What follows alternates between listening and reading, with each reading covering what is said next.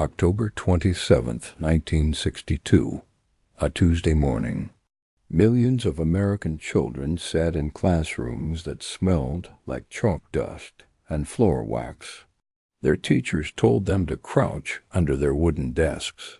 They were 8 years old. They did not ask why. They folded their small bodies beneath pine tables and pressed their faces to the linoleum floor, waiting for a fire nobody in the room could describe.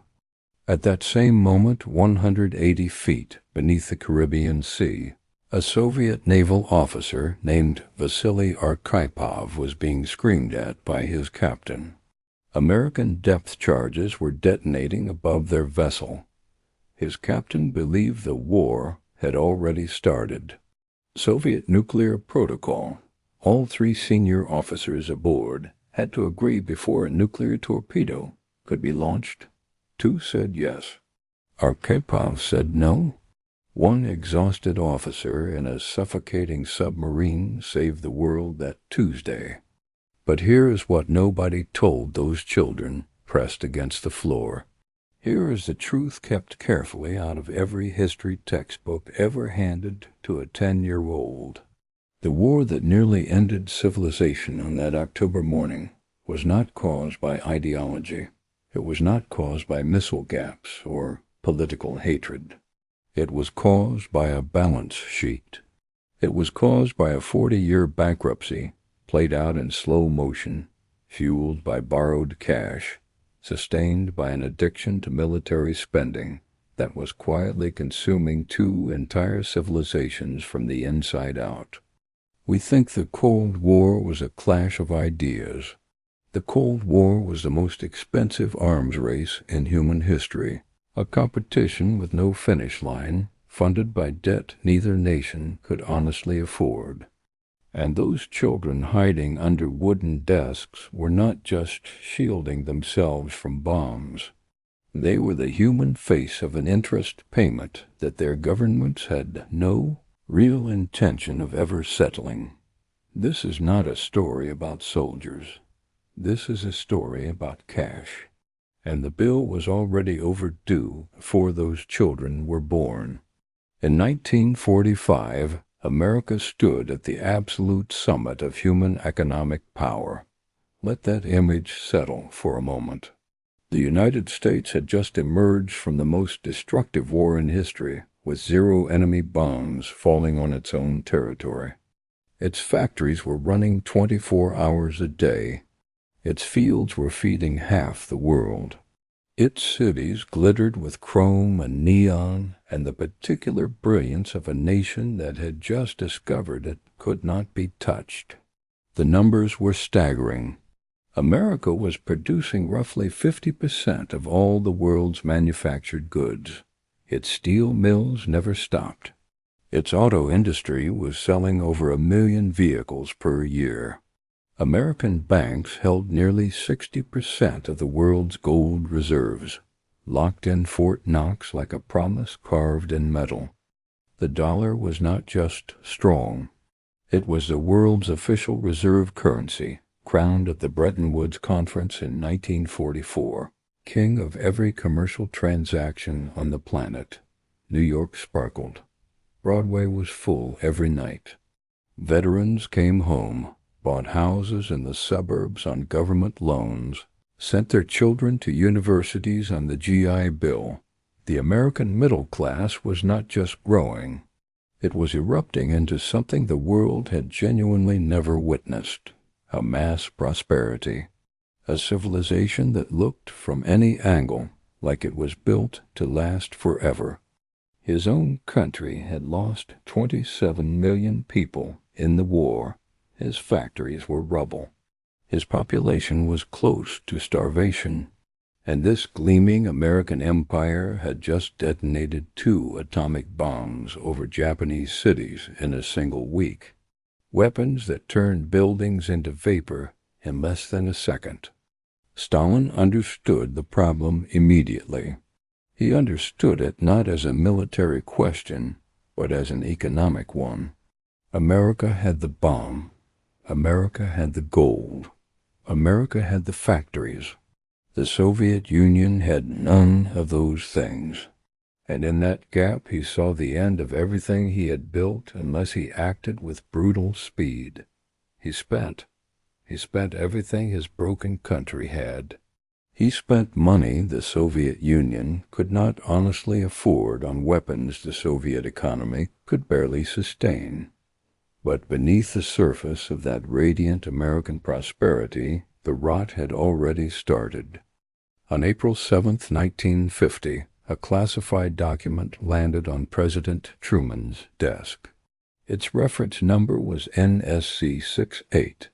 It was 66 pages of careful, bloodless bureaucratic language. But those pages were the most expensive document ever produced in American history. They carried a single, terminal argument. The Soviet Union was building nuclear capability. To survive, the United States had to outspend it, not temporarily, permanently. The authors of NSC-68 recommended an immediate quadrupling of the American defense budget, from $13.5 billion per year to $50 billion per year, not as a wartime emergency, as a permanent peacetime condition. America would have to maintain a full war footing forever. It would fund weapons it could never actually use, maintain armies it could never fully deploy, and sustain this bleeding of the Treasury not for months or years but across generations of taxpayers who never got a vote on the matter. Think about the scale of that number. $50 billion in 1950 is roughly $600 billion in today's money. Every single year, without stopping. And that was just the floor, not the ceiling. NSC-68 was the trap closing around both nations at once. It transformed the United States from a constitutional republic in peacetime into a permanent military economy. The addiction had a formal name. President Eisenhower would later call it the military-industrial complex. And like every addiction, it felt justified and even necessary in the beginning, when the monster it was feeding was still small enough to control. The Soviet Union had its own version of the same trap. It lived inside something called the 5-year plan.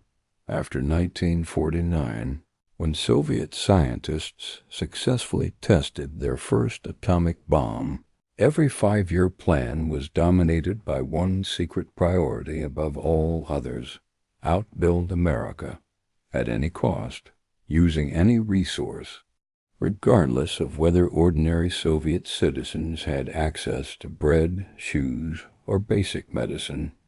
Two nuclear powers had entered a spending competition with no possible end point. Neither could stop without appearing weak. Neither could win without going broke. And the children sitting in those classrooms, breathing chalk dust, waiting for a flash of light through gymnasium windows, were the living proof that the competition had become the entire purpose of both economies. The antagonist in this story is not Khrushchev. It is not Kennedy. It is compound interest. It is the cold and patient arithmetic of military spending that hollows out a nation while the parades and the speeches and the missiles keep rolling past the cameras on national holidays.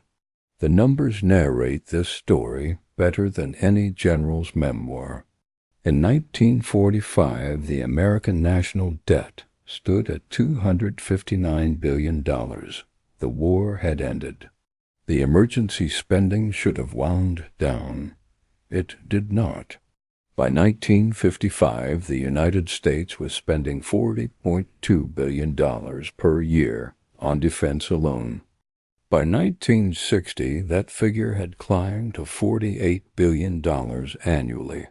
By 1968, with the Vietnam War piled on top of the permanent Cold War apparatus, the defense budget had ballooned to $81 billion every single year. The Soviets matched every American dollar with their own version of fiscal destruction. By 1970, the Soviet Union was directing an estimated 25% of its entire gross domestic product into military expenditure. Not 5% like most NATO allies. Not 10% in a temporary emergency. 25% year after year. In a country where citizens queued for 3 hours to buy a loaf of bread. In a country where owning a reliable pair of winter boots was considered a meaningful personal achievement. American schools throughout the 1950s and 1960s participated in something called the Federal Civil Defense Administration Program. The government spent $32 million producing training films, pamphlets, and drill protocols teaching children how to survive nuclear attack under classroom furniture. $32 million to teach 8-year-olds to hide beneath wooden desks that would not have survived a house fire, let alone a thermonuclear warhead. That money came from somewhere. Every dollar of it came from the debt spiral that NSC 68 had sanctioned and normalized. Then came September 26, 1983. A Soviet lieutenant colonel named Stanislav Petrov was on duty at Serpukhov 15, a secret monitoring bunker located 85 miles outside Moscow. His computer screens suddenly blazed red. The early warning system was screaming a single alarm. 5 American intercontinental ballistic missiles were inbound. Protocol was absolute and unambiguous. He was required to report a confirmed attack and trigger the response chain. He hesitated. Something in the data felt wrong. He classified it as a system malfunction and did not escalate. He was correct. The satellite array had misidentified sunlight reflecting off high-altitude cloud formations as missile exhaust. One man's instinct on one ordinary Tuesday night shift prevented the end of human civilization. What had pushed Soviet early warning systems to such a hair-trigger state of fragility? What had made the entire defensive infrastructure so brittle, so paranoid, so ready to launch civilization into oblivion based on a single sensor error? The answer is not ideology. The answer is decades of debt-driven military expansion running on an economy that could no longer support the weight it was carrying. By 1983, Soviet defense spending consumed somewhere between 15 and 25% of total GDP, while the civilian economy was measurably contracting. Grain harvests were failing. Consumer goods had effectively vanished from retail shelves. The ruble purchased nothing outside Soviet borders. The empire was functionally bankrupt in everything except the weapons themselves. And bankrupt nations operating under existential financial stress do not make rational or measured military decisions. 6 weeks after Petrov's quiet act of judgment saved everything, NATO conducted a military exercise called Able Archer, 83. It simulated a complete nuclear war scenario with realistic encrypted radio traffic, real command escalation procedures, and authentic operational timelines. The Soviet intelligence apparatus concluded it was not an exercise at all. They concluded it was deliberate cover for a first strike. Soviet long-range bombers were placed on active standby. Nuclear warheads were physically loaded onto aircraft. The world came within a single command decision of annihilation during what the other side thought was routine military practice. The reason the Soviets genuinely could not distinguish a drill from an attack was not paranoia born of ideology. It was the psychology of a nation that had spent 25% of everything it earned on weapons for 4 consecutive decades. When you have invested that much in the preparation for destruction, you eventually lose the ability to imagine that your enemy is simply rehearsing. In American classrooms, the wooden desks were still in place, the drills were still scheduled twice a semester, and the debt was still compounding. In January 1983, President Ronald Reagan quietly signed a document designated National Security Decision Directive 75. Most people have never encountered its name. It was 17 pages of careful administrative language, but its operational meaning was completely unambiguous. The United States would not simply compete with the Soviet Union. It would engineer the deliberate economic destruction of the Soviet state. The strategy was built on three precise financial weapons. The first was the Strategic Defense Initiative, unveiled publicly in March 1983. This proposed space-based missile shield was almost certainly beyond the technological reach of 1980s engineering. It did not need to be real. It only needed to be believed.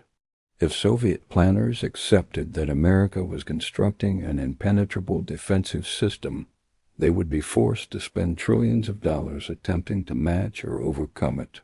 Trillions they simply did not possess. The second weapon was oil. The United States quietly negotiated with Saudi Arabia through 1985, encouraging a massive increase in oil production. Saudi Arabia flooded the market. The global price per barrel collapsed from $35 in 1981 to below $10 per barrel by early 1986. Let that number sit with you for a moment. $10 per barrel. The Soviet Union derived approximately 60% of all its hard currency earnings from oil and gas exports. When the oil price hit $10, the Soviet federal budget did not face a shortfall. It shattered. The third weapon was credit strangulation. Reagan's administration systematically cut off Soviet access to Western technology markets and international financial systems. The gas pipelines the Soviets depended upon to move their remaining energy exports to European buyers were throttled through coordinated diplomatic and trade pressure. This was the smoking gun. This was the foreclosure notice being slid under the Kremlin door. In private meetings in Washington throughout 1983 and 1984, the men designing this strategy used language that never appeared in public addresses: insolvency, bankruptcy, default, liquidation. They were not conducting a military campaign. They were executing a financial repossession. The Soviet Union was not going to be defeated by armies. It was going to have its assets seized. By 1985, Soviet foreign debt had reached $40 billion. By 1989, that figure had climbed to $60 billion. The largest military empire on Earth was maxing out every available credit line to keep the lights on. The money ran out quietly, the way money always runs out, not in a single dramatic moment, but in a long, grinding erosion that suddenly becomes impossible to disguise. In August 1991, the Soviet government attempted to process routine interest payments on its outstanding foreign obligations. The transactions could not clear. The Soviet Union was, in the precise technical language of international finance, insolvent. It could not meet its contractual obligations to its creditors. Sovereignty is solvency.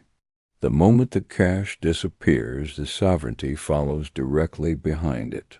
In December 1991, Mikhail Gorbachev sat alone in the Kremlin and signed the Soviet Union out of existence. He had not lost a war on any battlefield. He had lost a financial calculation that began with NSC-68 in 1950 and ended with an oil price engineered below $10 a barrel in 1986. The social consequences arrived immediately and without mercy. Factories across the former Soviet republics stopped operating within weeks. Workers who had received state wages in rubles discovered those rubles would no longer buy necessities. Heating infrastructure failed across entire Moscow apartment districts, as the state could no longer subsidize fuel costs. A civilization that had launched the first satellite and the first human being into orbit could not maintain warmth in its own hospitals through the winter. In 1992, Russian male life expectancy dropped by 5 full years, 5 years, in 12 months. Not from weapons or invasion, but from the invisible violence of economic collapse. From hunger, from cold, from the particular despair of a population that had sacrificed everything for decades and received nothing in return but the promise of more sacrifice. The gold was gone. The credit was frozen. The empire had turned to ash. The debt did not vanish with the Soviet flag. Russia inherited enormous Soviet-era foreign obligations and spent the entire decade of the 1990s negotiating partial defaults and restructuring agreements with the IMF and the Paris Club of Creditor Nations. The final formal debt settlements from the Cold War arms race were not resolved until 2006. 60 years after the competition began, the financial paperwork was still being processed in European banking offices. On the American ledger, the shadow was equally long and heavy. The national debt that stood at $259 billion in 1945 had grown to $5.7 trillion by the time the Soviet Union ceased to exist in 1991. The majority of that accumulation was directly traceable to Cold War defense commitments and the permanent military economy that NSC-68 had demanded and normalized. Interest payments on this debt consumed an expanding portion of the federal budget every single year, systematically crowding out investment in education, health care, infrastructure, and the ordinary maintenance that a functioning society requires.